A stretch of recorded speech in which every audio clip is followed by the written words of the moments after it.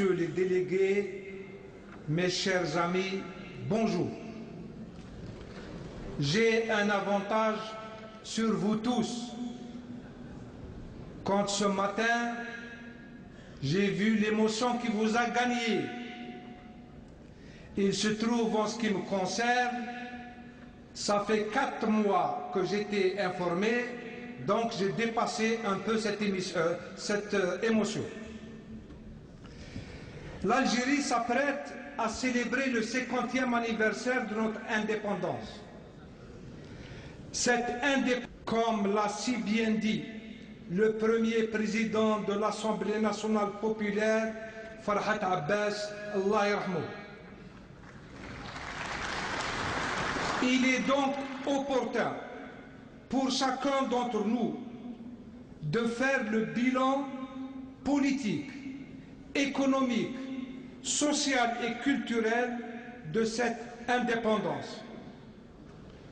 Vous en conviendrez tous comme moi, mesdames et messieurs, que ce bilan est globalement négatif.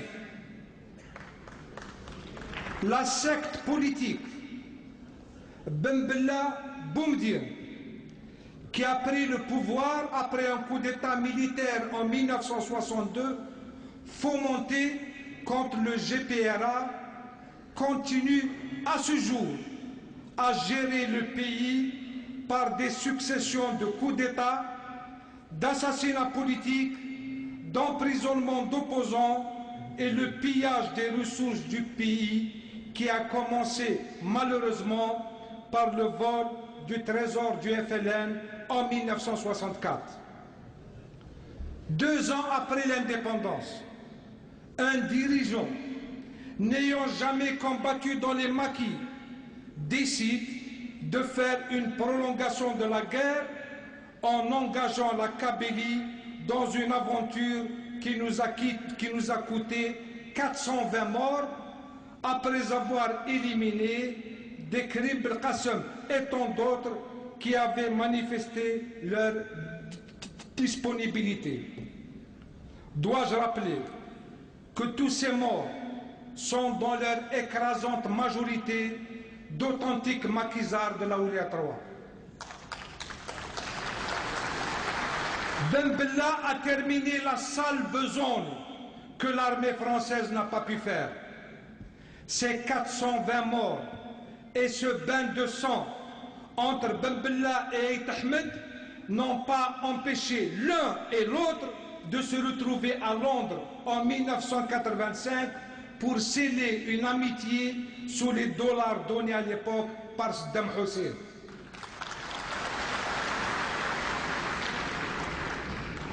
À ce moment même, la Ligue algérienne des droits de l'homme et l'association des fils de Shahid étaient traduits devant la Cour de sûreté de l'État.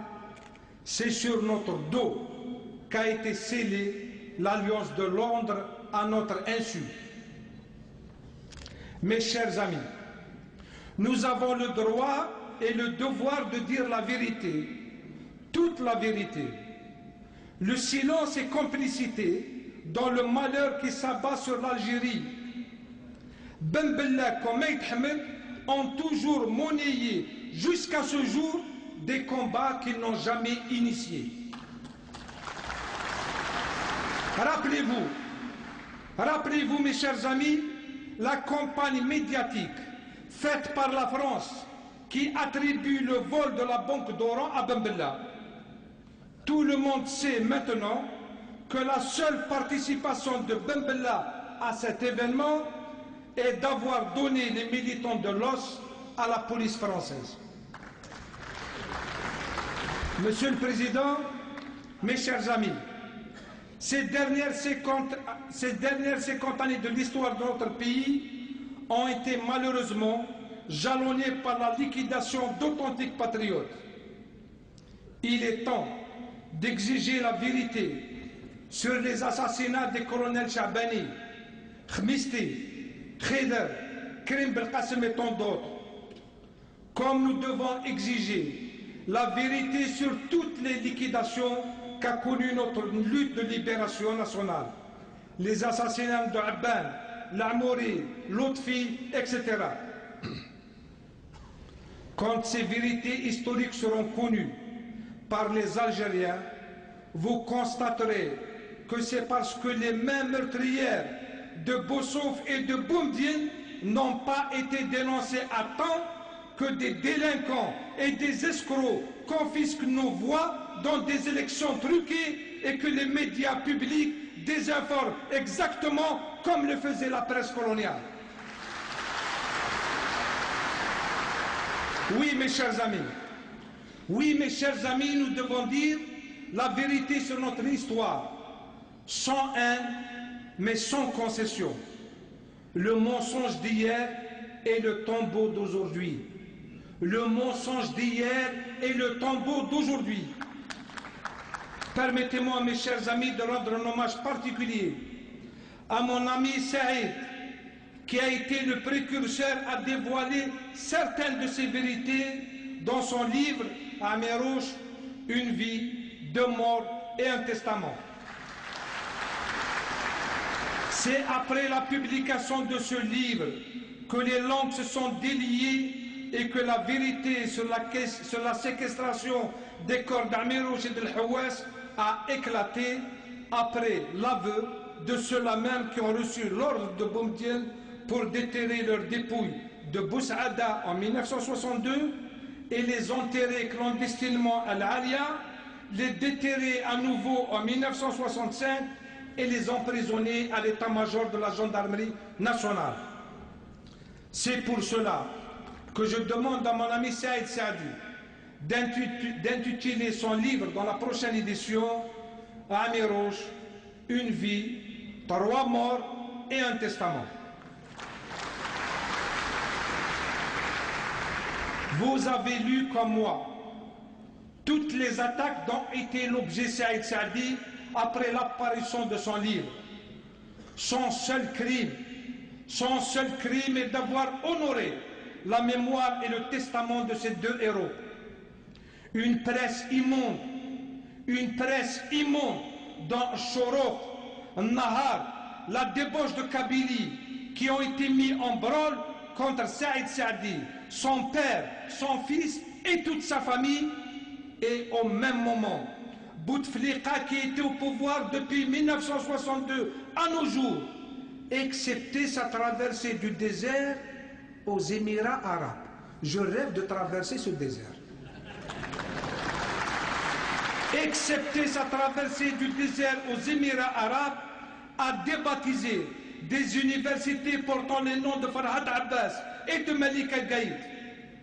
L'ignominie a été atteinte quand il a débaptisé l'aéroport du colonel Lotfi à Tlemcen pour l'attribuer à Msali El-Hajj, confirmant l'implication du clan d'Oujda dans la mort du glorieux colonel de la Oulia 5. Pourquoi je vous parle de tout ça, me direz-vous? Parce que j'ai entendu Bouteflika nous dire ces élections, c'est comme le 1er novembre 54.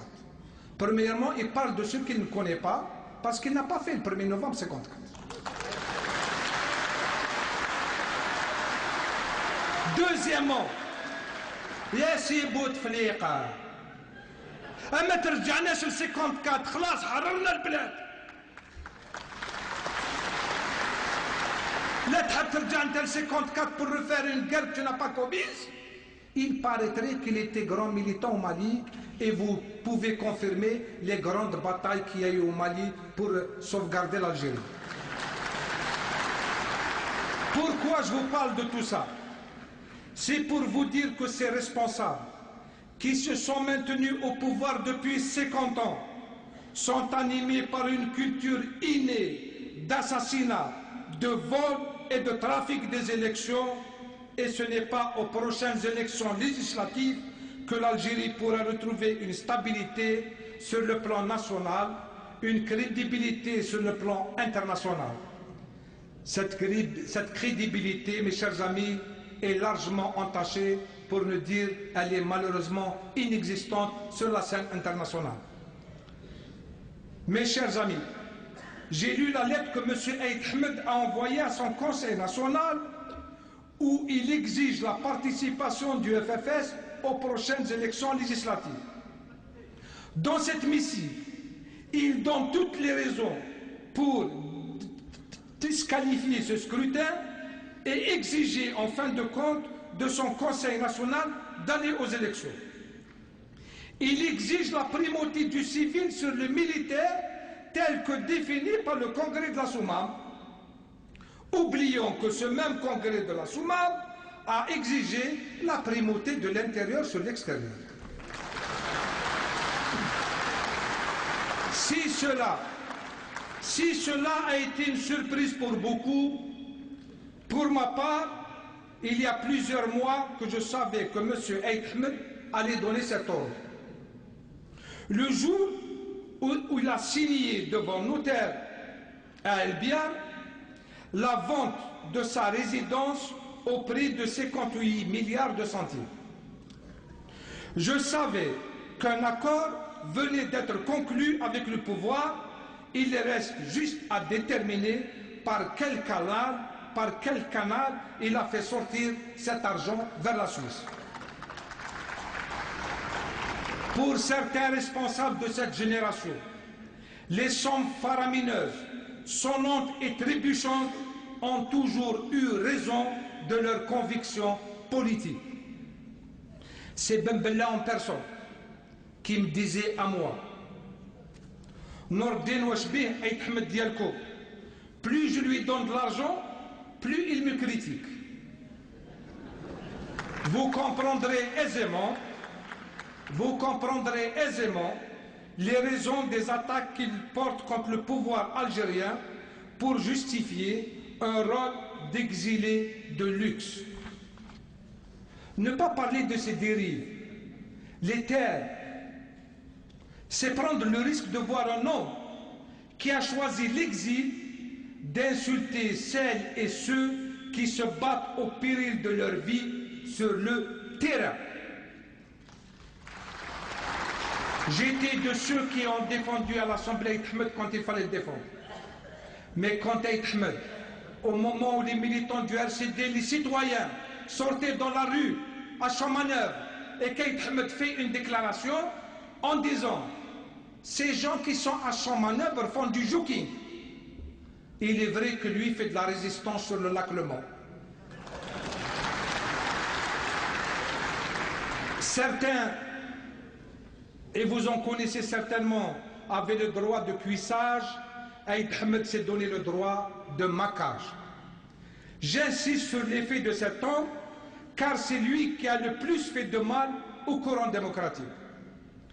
Mesdames et messieurs les congressistes, notre génération d'après-guerre a été une génération charnière entre celle du 1er novembre et la nouvelle génération d'aujourd'hui que représentent la plupart d'entre vous.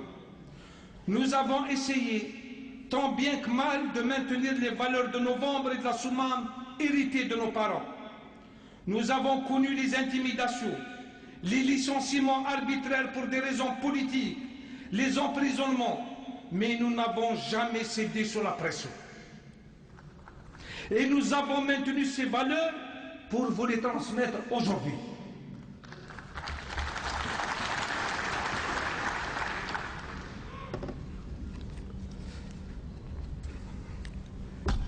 J'étais presque arrivé à terminer sans avoir les larmes aux yeux. Vous avez